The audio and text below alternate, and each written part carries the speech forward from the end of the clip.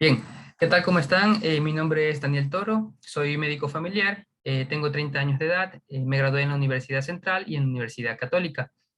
El objetivo de este canal es darles a conocer mi especialidad, la medicina de familia.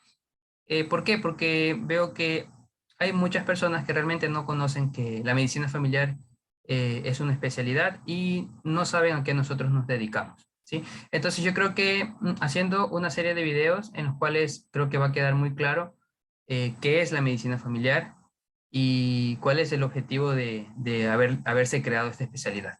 Entonces yo creo que algo muy importante y es la historia de la medicina familiar.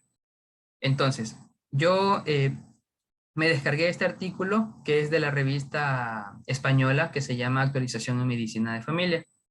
El artículo se llama La historia de la medicina familiar en los últimos 50 años.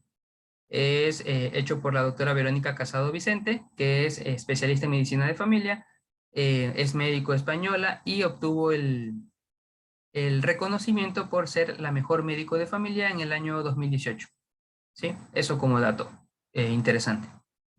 Bien, entonces vamos a discutir, o mejor dicho, voy a presentarles el resumen que yo hice de este artículo que me pareció muy, muy interesante.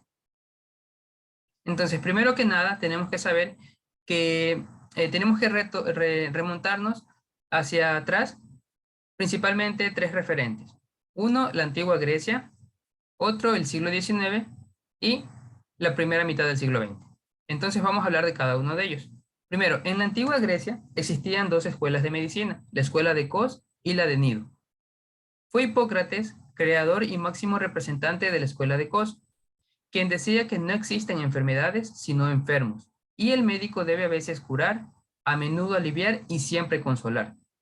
La escuela de Nido inició una corriente médica que presta máxima atención al trastorno o enfermedad local y no al estado general de los pacientes, concepción que se mantendrá con Galeno hasta el siglo XX. El ideal de la escuela de Nido era la ciencia y el de la escuela de Cos era la ciencia al servicio del hombre. Entonces vemos como ya ahí ya había una diferencia, ¿no? Había un modelo biológico versus el modelo biopsicosocial. Bien, el siglo XIX en América y Europa se había constituido en la era de la medicina general. En el siglo XIX y a principios del siglo XX, la gran mayoría de la profesión médica eran médicos generales, los que practicaban medicina, cirugía y obstetricia. Este médico general era un personaje importante para las familias y las comunidades. Era un líder comunitario, un consejero, un epidemiólogo, promovía cambios sociales e incluso económicos. Era un estudioso continuo y además un investigador. En el periodo comprendido entre la Revolución Francesa y la Revolución Industrial, surgió el término médico de cabecera, referido a ese profesional que atiende en el domicilio del paciente y se sitúa a la cabecera de su cama. Primera mitad del siglo XX. El siglo XX, para los estudiosos de la historia de la medicina, es considerado como la era de la especialización.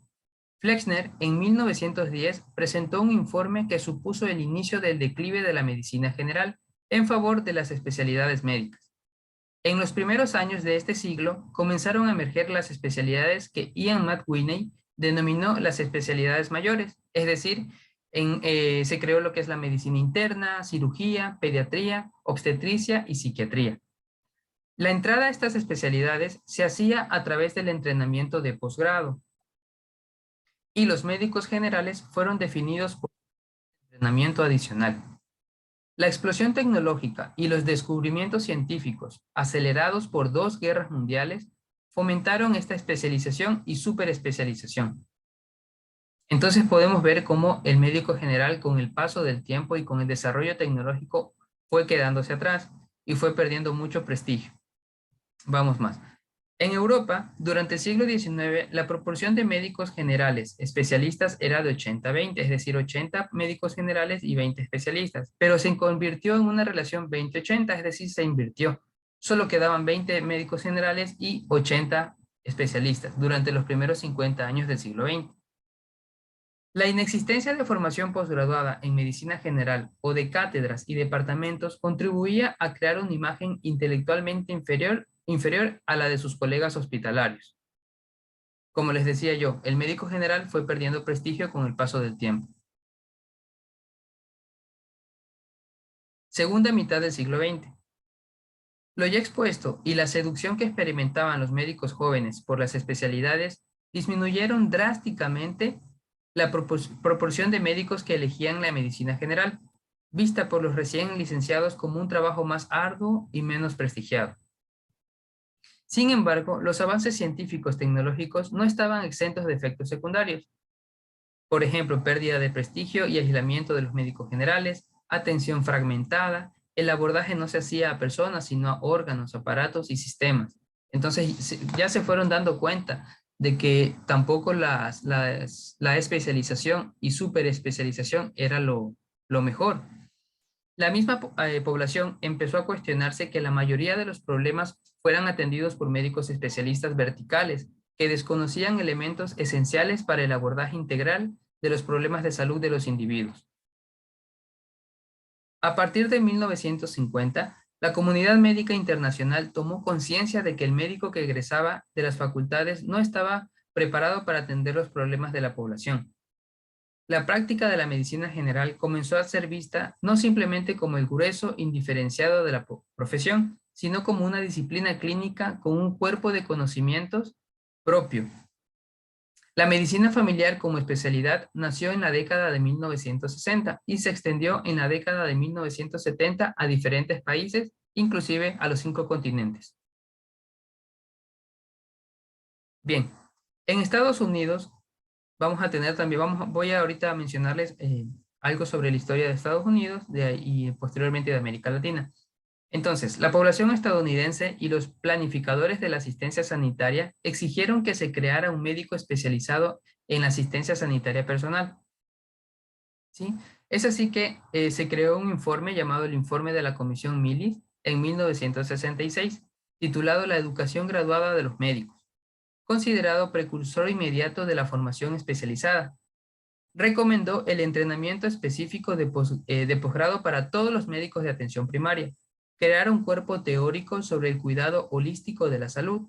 Holístico se refiere a que esta especialidad iba a cubrir toda la falta de conocimientos que tenían los otros especialistas. Es decir, no solo enfocarse en la parte biológica, sino en la parte biopsicosocial. Perfecto. Además de esto, destacar la formación extrahospitalaria. Como ya, no sé si lo mencioné, creo que no, la medicina se había hecho hospitalocéntrica, ¿sí? Siempre, o todo mejor dicho, enfocado en el hospital. Perdido la atención a nivel de los centros de salud. La medicina familiar se convirtió en una especialidad certificada por un consejo ad hoc. ¿Qué significa ad hoc? Significa que tiene un objetivo, ¿sí? Que tiene algo justamente creada para un fin específico. Entonces, en 1968 se organizó la American Board of Family Practice como organismo oficial para la certificación de la nueva especialidad, constituida formalmente en 1969. ¿Sí? Los primeros especialistas egresaron en el año de 1971, ¿sí? Es decir, 3 años después. Bien, algo que también me gustaría aquí, lo pinté de color verde, es en Canadá, que es lo que, más que todo, ¿por qué lo pinté de color verde? Porque este personaje, Ian McWhinney, es el padre de la medicina de familia, ¿sí? Es de origen británico, ¿sí? Y en 1966 propuso crear un lenguaje nuevo para la disciplina y un cuerpo único de conocimientos con habilidades clínicas específicas, capaz de soportar una investigación y poseer una filosofía propia. Él fue nombrado primer profesor de medicina familiar en Canadá, en la Universidad de Western Ontario, en 1967, y se considera, como ya les dije, el líder teorizador de la General Practice. Bien, ¿qué pasó en América Latina y el Caribe? Entonces, en América Latina y el Caribe comenzó la concienciación para la implantación y desarrollo de programas de medicina familiar en las universidades médicas. Y en la década de 1970 se inició la formación posgraduada de la medicina familiar en México, Brasil, Bolivia, Costa Rica, Argentina, Colombia, Ecuador y Venezuela, extendiéndose al resto de los países en la década de 1980. Bien, algo también que es muy importante es nombrar lo que es el WONCA, ¿sí? El WONCA, que fue creado en 1970 en Chicago, se estableció como tal, se llama Organización Mundial de Colegios Nacionales, Academias y Asociaciones Académicas de Médicos Generales, Médicos de Familia, cuyo nombre abreviado es Organización Mundial de Médicos de Familia, que se constituyó oficialmente en 1972. Entonces, este es el ente regulador de todos los médicos de familia a nivel mundial, llamado WONCA. Bien, entonces algo de elementos discursivos.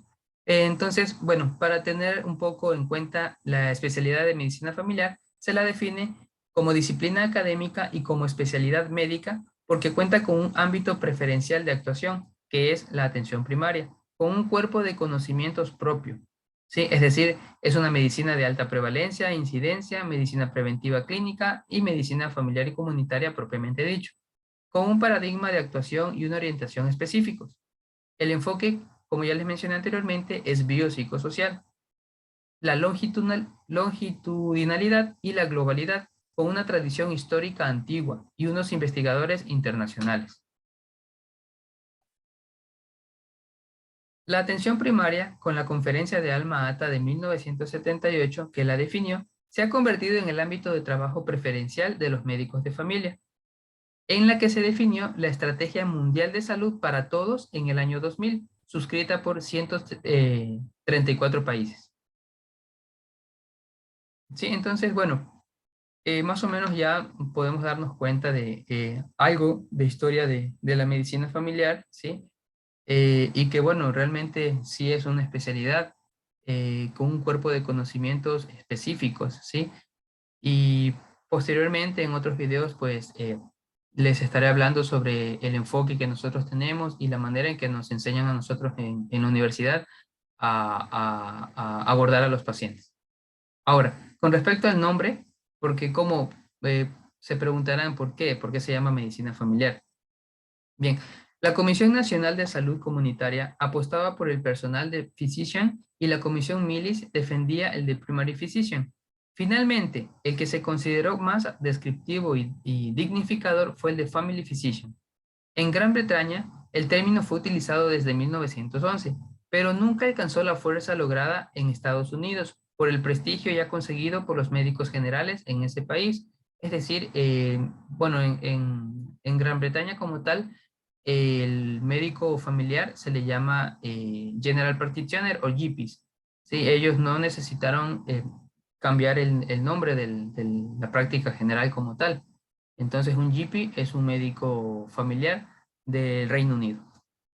Bien, creo que eso es todo por el día de hoy. Espero el video les haya gustado y posteriormente estaré subiendo más videos. Bye bye.